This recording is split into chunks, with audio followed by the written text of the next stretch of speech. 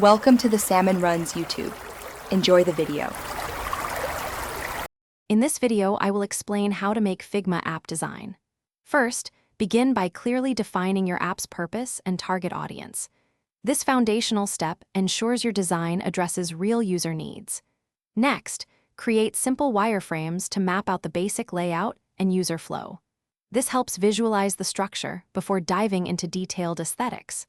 Finally, set up your design canvas in Figma using appropriate frames and artboards, typically starting with common mobile screen dimensions like 375 by 812 pixels for iPhone X.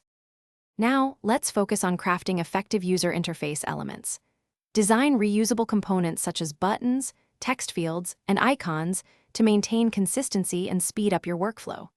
Establish a clear color palette, perhaps with 5 to 7 primary and secondary colors, and a consistent typography system.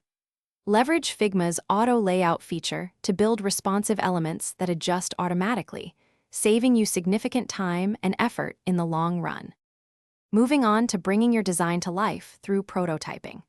Connect your individual design screens in Figma to simulate the actual user journey within the app. Incorporate subtle animations and transitions, like a gentle fade or slide, to make the interactions feel more natural and engaging.